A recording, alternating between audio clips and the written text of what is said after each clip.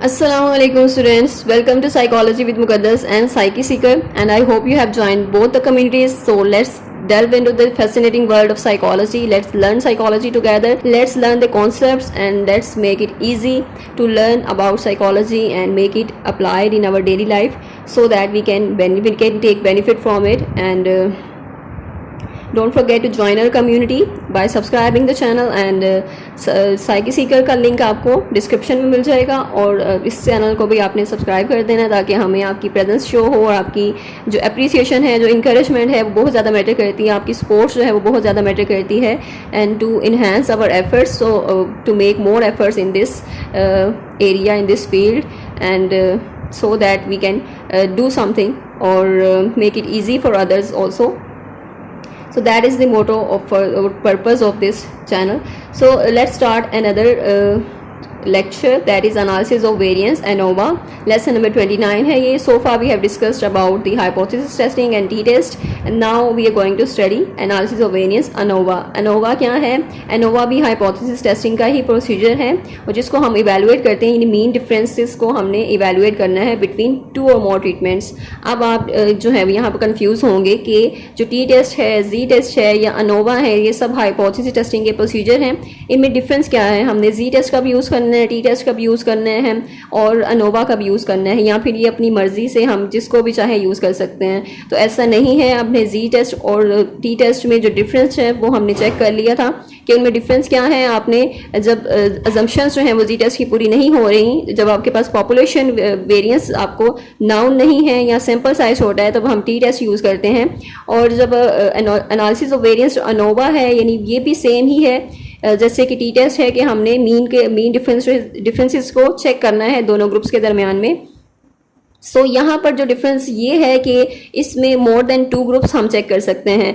इसमें वो लिमिट नहीं है कि दो ग्रुप्स ही होंगे, हमने दोनों ग्रुप्स की जो डिफरेंसेस होंगे उनको चेक करना है. बट यहाँ पर आप 2 और मोर ट्रीटमेंट्स कंडीशंस जो हैं वो देख सकते हैं. जैसे कि आप एक्सपेरिमेंट करते हैं तो आपके पास इंडिपेंडेंट वेरिएबल की डिफरेंट लेवल्स होते हैं, डिफरेंट ट्रीटमेंट्स होते हैं. तो उन ट्रीटमेंट्स के लिए 3 या 4 आपके पास वो ट्रीटमेंट बन जाती हैं, जिससे आप फिर 3 या 4 उसके ग्रुप बन जाते हैं और उसके बाद आप अनोवा जो है वहाँ पर आप कर सकते हैं, इसको अप्लाई कर सकते हैं. इसकी इंटरप्रिटेशन जो है उसकी 2 हैं यहाँ पर कि आपका जो डिफरेंस है पॉपुलेशंस में या ट्रीटमेंट्स जो आप कर रहे हैं उनमें कोई डिफरेंस नहीं है, और यहाँ फिर उनमें कोई डिफरेंस है. जैसे कि नल हाइपोथेसिस हमारी होगी there will be no difference, और हमारी जो अल्टरनेटिव हाइपोथेसिस होगी वो ये है कि वहाँ पर मीन्स में डिफरेंसेस होंगे.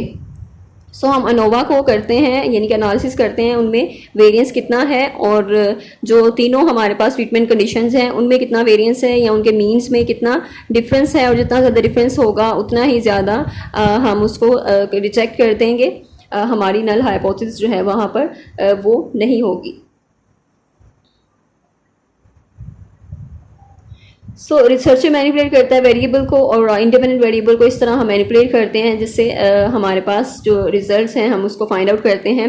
लेट्स सपोज कि आपके पास एक एग्जांपल है कि sleeping has an effect on performance, यानी आपकी जो भी एकेडमिक परफॉर्मेंस है सपोज, तो उसका जो स्लीपिंग जो है ना, आपकी जो आवर्स ऑफ स्लीपिंग है उसका इफेक्ट पड़ता है आपकी परफॉर्मेंस पे. सो यहाँ पर आप डिफरेंट ट्रीटमेंट कंडीशंस आप कर सकते हैं अप्लाई कि कितनी अमाउंट जो है वो स्लीपिंग की होनी चाहिए जो कि परफेक्ट है, जिससे आपकी परफॉर्मेंस जो है इन्हेंस होती है. सो आपने यहाँ पर ट्रीटमेंट कंडीशंस 3 ट्रीटमेंट कंडीशंस बना ली. सपोज कि आपने एक कंडीशन बनाई है जिसमें आप 10 आवर्स की स्लीप जो है वो दे रहे हैं और अपने पार्टिसिपेंट्स को, और उसके बाद जो दूसरा ग्रुप है हमारा उसमें हम 8 आवर्स की स्लीप जो है वो पार्टिसिपेंट्स को कर रहे हैं. देन हमारे पास तीसरा जो ग्रुप है उसमें हम 5 आवर्स की स्लीप जो है वो चेक कर रहे हैं. तो ये क्या है कि हमने उसको फिर कंपेयर करना है कि कितना वो डिफरेंस है उनमें, और अगर वो सिग्निफिकेंट वहाँ पर डिफरेंस आ रहा है तो इट मीन्स कि हमारा जो मीन में अगर डिफरेंस है तो इट मीन्स हमारी नल हाइपोथेसिस जो है वो रिजेक्ट हो जाएगी, हाइपोथेसिस जो हमारी ऑल्टरनेटिव वो एक्सेप्ट होगी, और इट मीन्स कि वहाँ पर डिफरेंस है और डिफरेंसेस वहाँ पर पाए जाते हैं. तो यही हमने चीज़ चेक करनी है कि डिफरेंसेस हैं या नहीं हैं, कि सब सारे जो ट्रीटमेंट कंडीशंस हैं सब इक्वल ही हैं. सो यहाँ पर जो फैक्टर है, फैक्टर का उन्होंने बताया जो हमारा इंडिपेंडेंट वेरिएबल होता है उसको हम अनोवा में फैक्टर कहते हैं, और लेवल ऑफ फैक्टर्स कहते हैं जो हमारी कंडीशंस होंगी. यानी 3 कंडीशंस हैं, 3 ग्रुप्स बना लिए हमने इंडिपेंडेंट वेरिएबल को लेते हुए, तो that will be level of factors. और अनोवा 1 और अनोवा 2 भी है.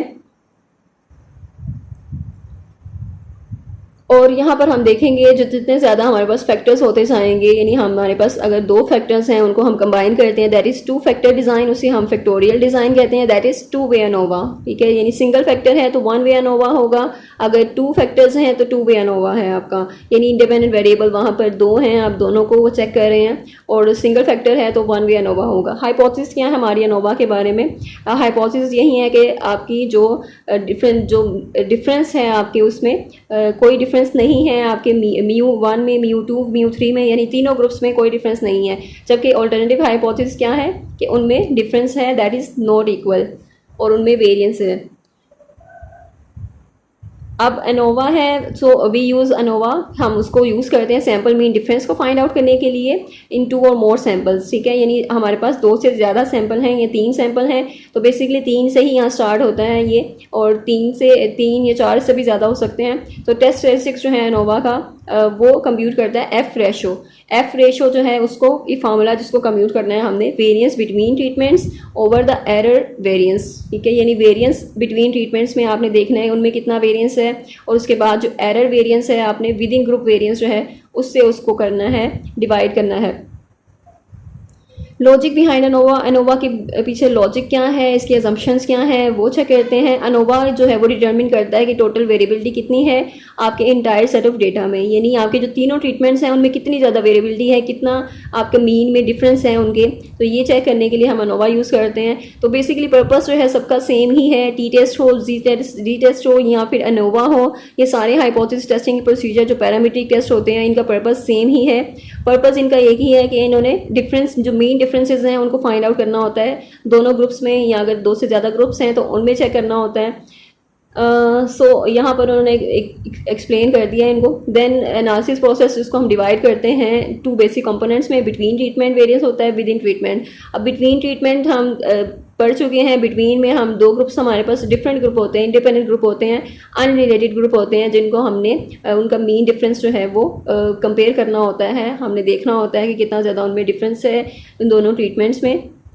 And then within treatment variance में हमने देखना होता है कि हमारे पास जो विद इन यानी ग्रुप है, एक ही ग्रुप है पार्टिसिपेंट का, और उसको हमने डिफरेंट आफ्टर या बिफोर ट्रीटमेंट चेक करना होता है, तो डिपेंडेंट वेरिएबल पे हम उसको 2 बार उसको मेजर करते हैं। तो that is with in treatment variance, कि उसमें कितना ज़्यादा वेरिएंस है, कितने ज़्यादा डिफरेंसेस हैं उनमें, जो ट्रीटमेंट कंडीशंस हैं हमारी 2 या 3, तो उस पर हम डिफरेंस चेक करते हैं कि बिफोर या पोस्ट ट्रीटमेंट क्या उसमें डिफरेंस है। एफ रेशो जो है वो टेस्ट स्टैटिस्टिक्स फॉर अनोवा है, और एफ रेशो हम इसकी जो अनोवा के लिए हम स्टैटिस्टिक्स यूज़ करते हैं, दैट इज़ एफ रेशो, और एफ जो है वो इक्वल है variance between treatment over variance within treatment. Assumptions जो है अनोवा की, ये सिंपल अजम्पशंस हैं, वही अजम्पशन है कि इंडिपेंडेंट ऑब्जर्वेशन होनी चाहिए, पॉपुलेशन आपकी नॉर्मल होनी चाहिए, और जो सैंपल सेलेक्ट किए जाते हैं उनके इक्वल वेरिएंस होना चाहिए। इंडिपेंडेंट वेरिएबल कैटेगोरिकल होता है हमेशा, डिपेंडेंट वेरिएबल कंटिन्यूस होता है, और होमोजेनिटी वेरिएंस जो है वो बहुत इंपॉर्टेंट है, यानी सिंपल के जो होमोजेनिटी है वेरिएंस जो है वो सेम होना चाहिए, इक्वल होना चाहिए, और बिफोर आफ्टर द ट्रीटमेंट वो सेम होना चाहिए। रिसर्चर जो है वो सस्पेक्ट करते हैं दैट अगर मतलब इसमें कोई भी वो चीज़ें हैं वायलेट हो रही हैं, जो असम्पशन वायलेट हो रही हैं, तो हमारा ये टेस्ट जो है वो फिर उतना यूज़फुल नहीं रहेगा, और इसको हम वेल्श या ब्राउन फोर्स से टेस्ट वगैरह से टेस्ट चेक कर सकते हैं कि कितना ज़्यादा उसमें वेरिएंस यानी कि वायलेट हो रही हैं हमारी असम्पशन ये वाली। अगर तो हमारी इनमें से असम्पशन जो है वो कोई वायलेट हो रही है नोवा की, सो हमारे पास दूसरा ऑल्टरनेटिव जो है इसका हम यूज़ कर सकते हैं, दैट इज़ क्रूस्कल वैलिस टेस्ट, इसकी जगह पर हम यूज़ कर सकते हैं। That is important MCQs। Calculating ANOVA by hand, यानी हम उसको बाय हैंड कैलकुलेट करते हैं, तो जो कैलकुलेटिंग जब अनोवा करते हैं हम, तो लेटर के जो है वो हम यूज़ करते हैं, और ये के जो है वो हमें आइडेंटिफाई करता है the number of treatment conditions, के कितने ट्रीटमेंट कंडीशंस हमारे पास हैं। जो हमने सपोज एक ट्रीटमेंट, जो एक इंडिपेंडेंट वेरिएबल को हम चेक कर रहे थे डिपेंडेंट वेरिएबल पे, उसकी ट्रीटमेंट कंडीशंस कितनी हैं, ये उसको उस नंबर को बताता है। और के जो है वो नंबर ऑफ सेपरेट सैंपल्स, यानी सेपरेट सैंपल कितने हैं आपके पास, वो भी बताता है। नेक्स्ट जो है फाइनल एफ रेशो को जब अब कैलकुलेट करते हैं तो आपने क्या चीज़ें ज़रूरी हैं आपके पास, वेरिएंस होना चाहिए, variance between over the variance within, यानी आपने बिटवीन वेरिएंस चेक करना है, over within variance check करना है। तो यहाँ पर आप यहाँ पर सैंपल जो है वो क्लिक करेंगे तो वेरिएंस आप लेंगे उसका, यानी मीन जो है वो आपका होना चाहिए बिटवीन, और एक विद इन में आप चेक करेंगे तो जो MS है वो इक्वल है आपके स्टैंडर्ड डेविएशन के, और स्टैंडर्ड डेविएशन का फॉर्मूला आपको पता है कि SS यानी सम ऑफ स्क्वायर्स ओवर DF। तो नोवा में हम वेरिएंस किस तरह से कैलकुलेट करते हैं, एफ रेशो किस तरह से कैलकुलेट करते हैं, बेसिक फार्मूला है सैम्पल वेरिएंस को फाइंड आउट करने के लिए। तो एस स्क्वायर हमारा वेरिएंस होता है, और वेरिएंस जो है वो उसको हम SS ओवर DF से डिनोट करते हैं। तो SS total sum of squares है, और सिंपली उन्होंने बार बार एक्सप्लेन कर दिया है कि फार्मूला को SS जो है वो टोटल क्या होता है और किस तरह से आप फाइंड आउट कर सकते हैं SS। तो सिंपल ये फार्मूला भी है इसका, और सिग्मा x माइनस m का स्क्वायर जो है वो भी इसका फार्मूला SS का जो है वो उससे तरीके से भी फाइंड आउट कर सकते हैं। तो दोनों वैलिड हैं। उसके बाद सम ऑफ स्क्वायर्स को आपने विद इन ट्रीटमेंट देखना है, कैलकुलेट करना है जब विद इन ट्रीटमेंट में, तो SS आपने विद इन ट्रीटमेंट देखना है, और वेरिएबिलिटी चेक करनी है इनसाइड ईच ट्रीटमेंट, यानी हर ट्रीटमेंट की अलग से आपने चेक करनी है। आप अगर आप ग्रुप्स हैं आपके पास तीनों ग्रुप, जैसे मैंने आपको एग्जांपल दी थी कि जो स्लीपिंग है, स्लीपिंग जो आवर्स हैं उसका कितना इफेक्ट आपकी परफॉर्मेंस पे होता है, एकेडमिक परफॉर्मेंस पे होता है। तो स्लीपिंग आवर्स में एक जो ट्रीटमेंट है हमारा वो 10 आवर्स की स्लीप है, तो उसमें हम बिफोर चेक करते हैं कि उनकी बिफोर यानी कैसी थी, उनकी परफॉर्मेंस किस तरह की थी और उनकी स्लीप जो है वो किस तरह की थी पहले। उसके बाद जब हमने उन्हें 10 जो है वो आवर की स्लीप का कहा है तो उसके बाद उनकी परफॉर्मेंस पे क्या इफेक्ट आया है। तो इस तरह हम विद इन जो है वो चेक करते हैं, विद इन ट्रीटमेंट भी चेक करते हैं, उसका कंपेयर करते हैं मीन्स को, एंड देन हम बिटवीन सब्जेक्ट यानी बिटवीन ट्रीटमेंट भी उसको चेक करते हैं। सो बेसिकली अब ये फॉर्मूला है जिसमें उन्होंने बार बार वही चीज़ें बताई हैं, विद इन ट्रीटमेंट करते हैं उसको, तो क्या मतलब उसका फॉर्मूला क्या होता है, किस तरह से आपने वैल्यूज़ को पुट ऑन करना है यहाँ पर। और अब जो k है जो हमारे पास, यानी वो n की जगह पर k की वैल्यू यहाँ पर लिखेंगे। अनोवा समरी टेबल उन्होंने बता दिया कि बिटवीन ट्रीटमेंट्स जो हैं हमारे पास SS अगर हमने फाइंड आउट किया बिटवीन ट्रीटमेंट्स इतना है और डिग्रीज ऑफ फ्रीडम इतना है, या फिर उसके बाद जो मीन है, मीन का डिफरेंस जो है वो इतना है।